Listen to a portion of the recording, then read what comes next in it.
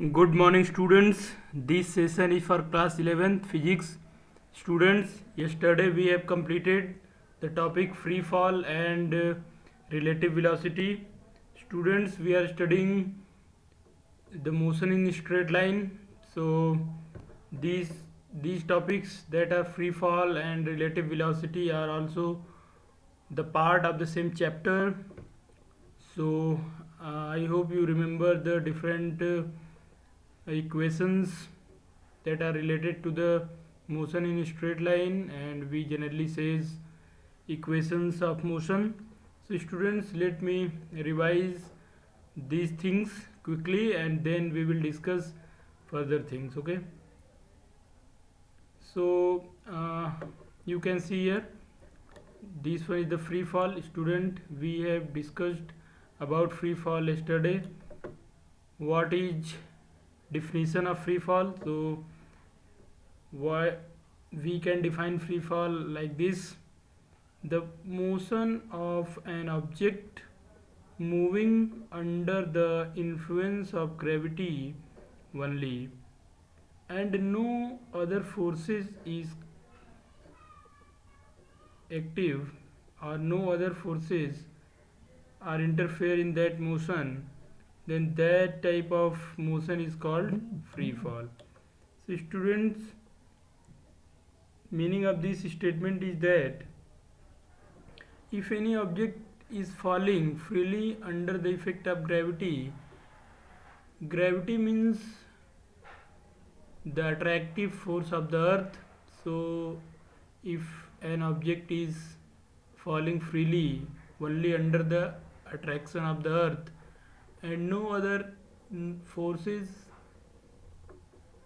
are active or working on that substance, then the free fall, the motion of the object is known as free fall. Okay, so you can see at the second point, two objects dropped from the same height will, this should be in the bracket, two objects dropped from the same height will hit the ground at the same time and with the same speed. So experiment shows that if two objects dropped from the same height and if there is no air resistance is available, or there is no effect of the air, or we are talking about the vacuum, then in that case both the object hit the ground at the same time and with the same speed or velocity, you can say. Okay, so this is very interesting and very important point. You can see in this diagram, there is a feather and an apple. These two are allowed to fall freely under the gravity in vacuum. Vacuum means there is no effect of air or anything else other than the gravity. Okay, so you can see these two are falling with the same speed. Okay, and they are always at the same distance from this box, and they hit the ground at the same time. And you know that the most important difference between these two are the mass of the feather is very less as compared to this apple. Okay, so this interesting activity shows that the velocity in free fall in vacuum is independent of the mass of the object. Okay, you can take many other substances like pieces of paper and iron together and you will see that the piece of paper and the iron nail will fall with the same speed, but the conditions are it should be vacuum, means there should be no air resistance.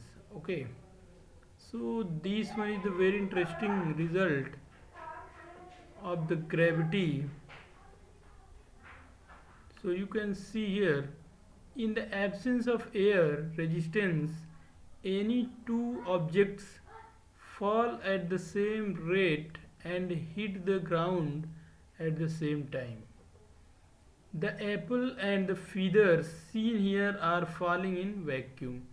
So in this picture you can see the example is taken for feather and apple, but it is true for any two different object. Okay, suppose if air is present here, then what happened? You can imagine, if you perform the same activity in normal conditions and in normal atmosphere, then you will get the result. This apple fall the ground first with very high velocity, whereas feather takes a large time to fall or to reach the ground, and it will reach with very less velocity. Okay, so the result is different in normal atmospheric condition and in vacuum.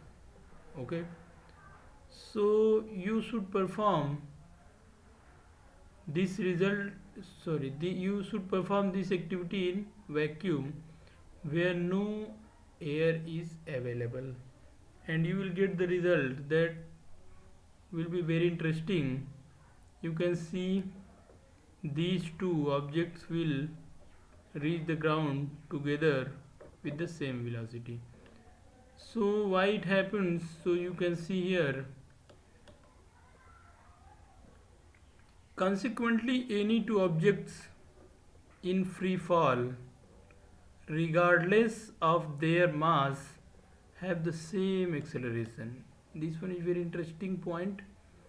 Consequently means from this activity we conclude that any two objects in free fall, regardless of their mass, have the same acceleration, means all of them has same acceleration, and that is equal to a free fall.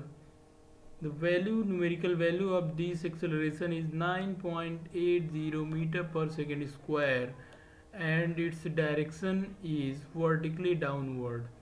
Since you know that the acceleration is a vector quantity, so it must have some direction. So direction of acceleration due to gravity, a free fall means acceleration due to gravity that is directed vertically downward. Okay, and with this value, so what is meaning of this numerical value, students?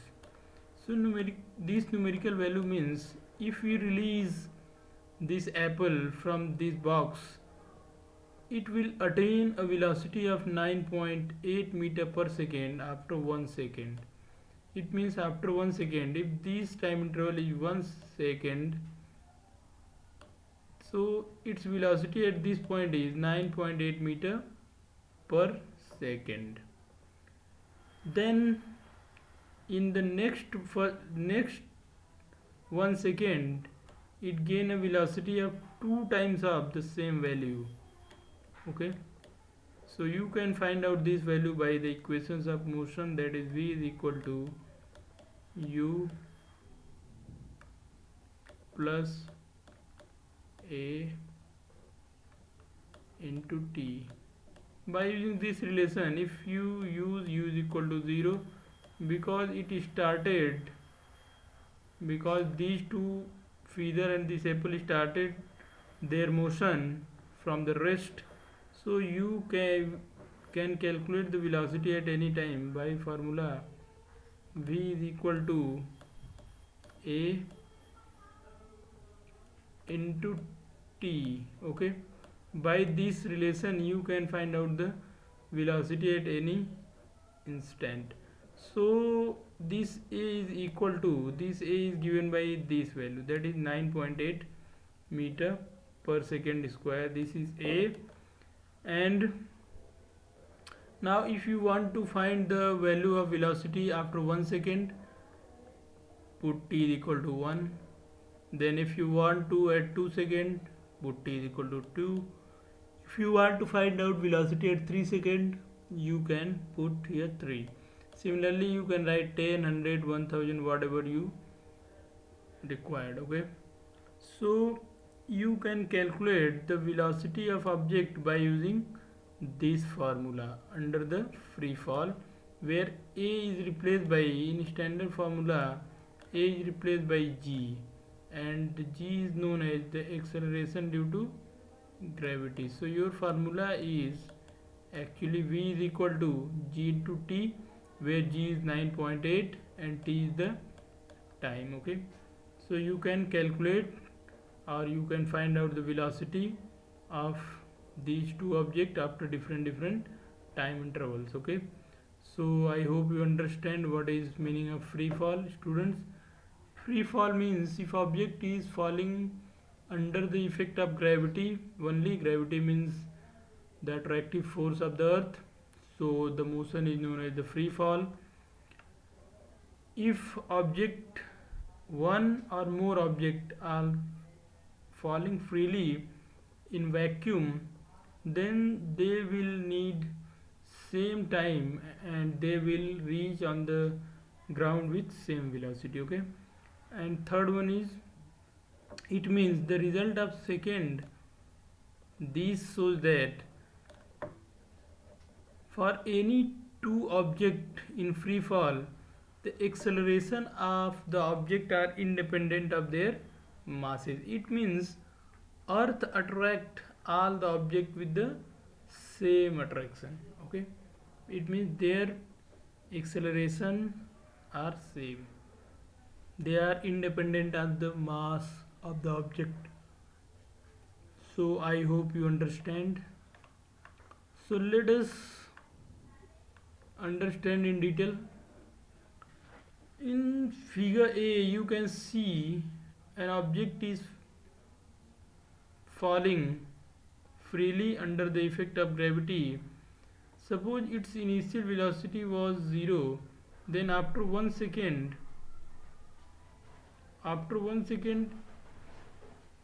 its velocity will be 9.8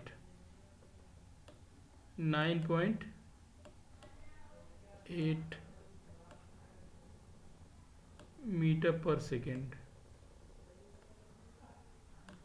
This is g. So you can calculate the velocity here, or you can calculate velocity at this point, or you can calculate velocity at this point. You can see the length of the arrows are different. This shows the velocity of the object are different. Okay, but these time intervals, all the time intervals are 1 second. This one is also 1, this one is also 1, this one is also 1 second. But in these same time interval, the object travel different displacement. You can see the length actually shows the displacement. So if it travel large displacement, it means its velocity is high. So you can see in the first second velocity is quite low, then it is high, then it is more than these two. So here the velocity is 9.8. Then according to the formula, that is v is equal to gt, where g is 9.8, you can calculate the value of velocity. If you put t is equal to 2 second, you get v is equal to 2 times g, then 3 times g. So you can see here the velocities are different at different time intervals. Okay, so in the second diagram. This diagram is velocity time diagram. You can see here velocity time graph for an object falling freely under gravity. Okay, this one is the diagram, or this one is velocity time diagram. Time is on x-axis, you can see here, and velocity is plotted on y-axis. So you can see that after first second, this is the point. So its velocity is 9.8, and this is in meter per second, as SI unit of velocity is meter per second. After second you can see it intersect here, and this one is the point.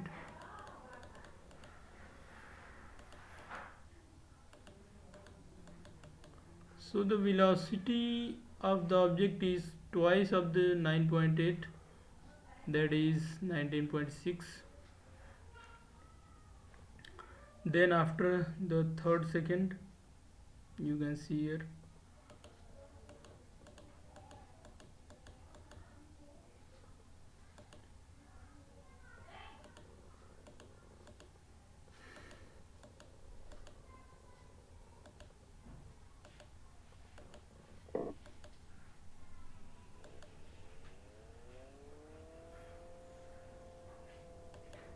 it is 3 times of the 9.8. okay, so you can see this is the graph. Now slope of this graph, if you take this one is the slope, this height is the perpendicular, and this one is the base. So the slope of this graph will also give you the velocity of the object which is falling freely under the effect of gravity. So let's discuss these things one by one. Figure A shows the motion diagram of an object that was released from the rest and falls freely. So this is about this figure. Okay, then figure B shows the object's velocity graph. So this shows the velocity time graph for this object which is falling freely under the effect of gravity. Now the velocity graph is a straight line with the slope. So slope, if you talking about the slope, so if you see here, this one is the velocity and this one is the time. So this gives the acceleration A. It means if you want to find out acceleration, or that is the A free fall, that is G, then you can calculate that by the slope. Okay, from this slope, because you can see this perpendicular is equal to velocity and this base is equal to time. So velocity upon time have dimension of acceleration. So from this slope you can find out the acceleration, that will be the acceleration of the free fall or acceleration due to gravity, and the value of this G is taken as 9.8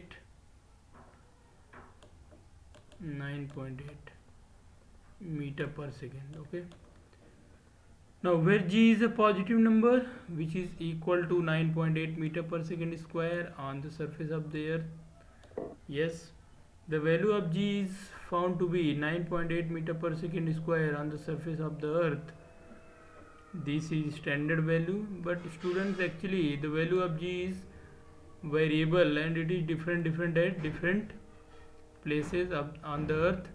Other planets have different values of G, of course, because radius of all the planets are different, so their values or the value of g on their surfaces are different. Okay, now relative velocity. So students, we know that velocity is a relative term. It can be different for different observers.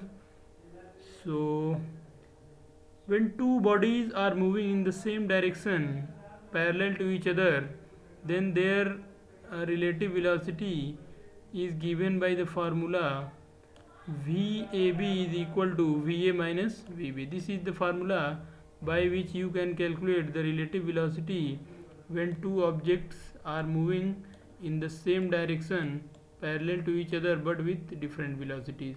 Students, if both of them are moving in the same direction with the same velocity, then their relative velocity will be 0. So you can see here, if VA and VB are equal, then their relative velocity will be 0. Okay, now when two bodies are moving in opposite directions,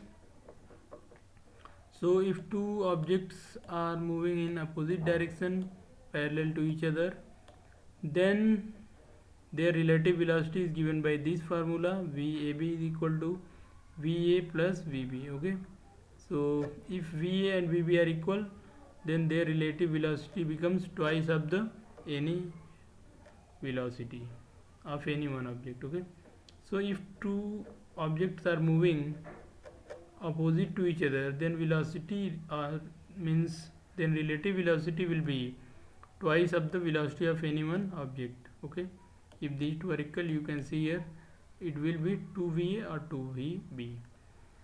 But the interesting point is, when two bodies make an angle with each other, then the relative velocity is given by the under root VA square plus VB square plus 2VA VB,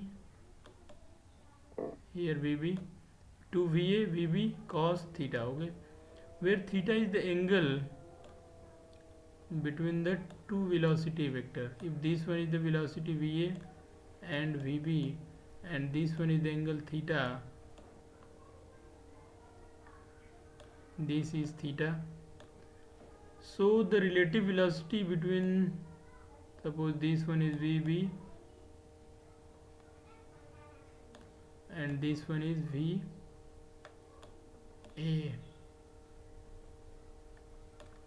then relative velocity of VA with respect to VB or VB with respect to VA, both are given by the same relation, that is under root magnitude of VA square plus magnitude of VB square plus 2 times VA into VB into cos theta. Okay, so this, note this point here, 2 times VA into VB cos theta. Okay, so after calculation of this root, you will get the final result. Okay, so I hope you can check these two from this relation. If these two are moving in the same direction, this theta will be 0, and you will get here VA square plus VB square plus 2VA VB cos theta is 1, and that is whole square of VA plus VB in root. Okay, so that will be equal to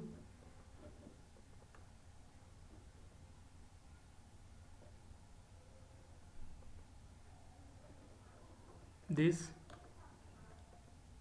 Similarly, you can solve the same for this one. Okay, by putting the values of angles of different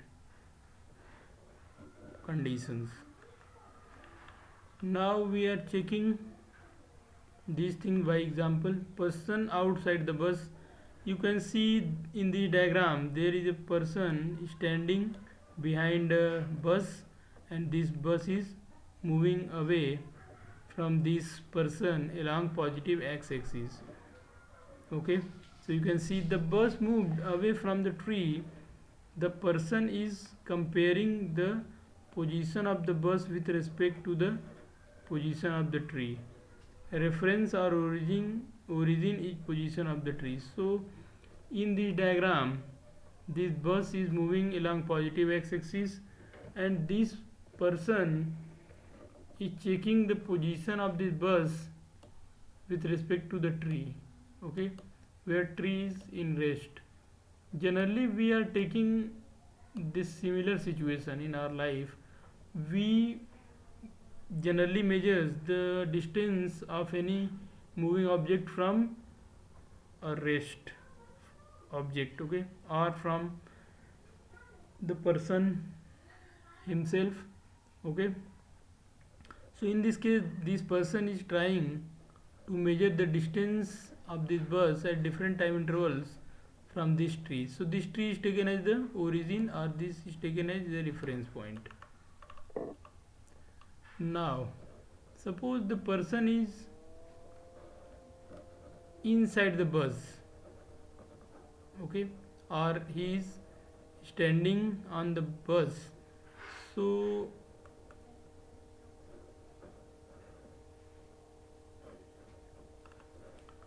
the tree is moved away from the bus. This person feels like that the tree is moved away from the bus, and the person is comparing the position of the tree with respect to the position of the bus.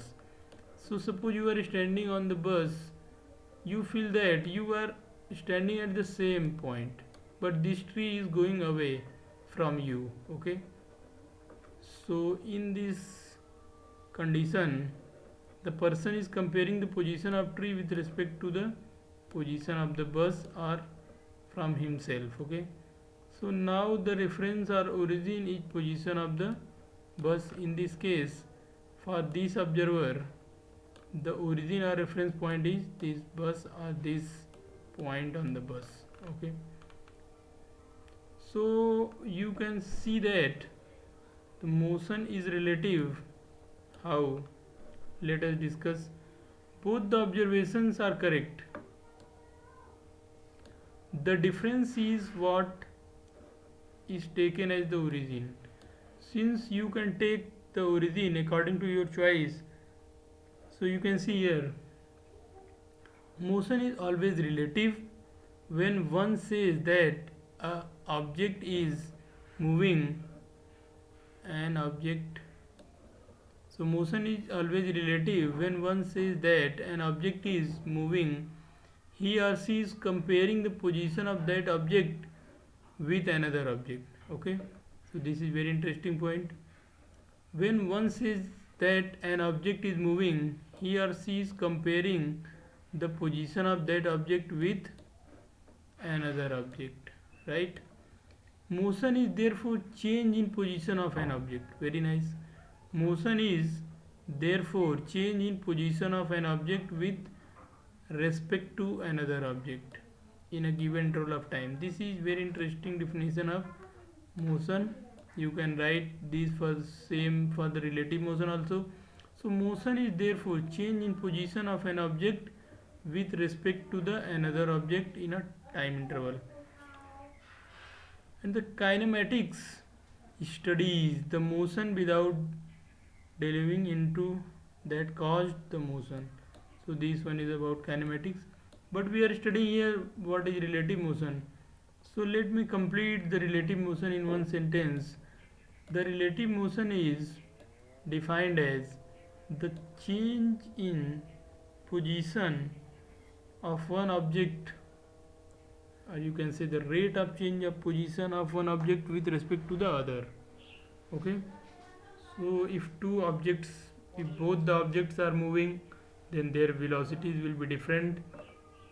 Now it also depends upon the directions of motion of the two objects, if they are moving in same direction, if they are moving in different directions, if they are moving opposite to each other, if one of them is rest. So in the different cases, the velocity of the same object can be taken different, okay. So that we can say the motion is relative term, okay. So I hope you understand the concept of relative motion and why we can say motion is a relative term, okay. So student, I hope you understand this topic. With this we completed the topic motion in straight line. In next class we will start vector and scalar. That is a very important topic for class 11th. So in next lecture we will start vector and scalars, and then we will study uh, motion in a plane. This topic was motion in straight line. So thank you for watching.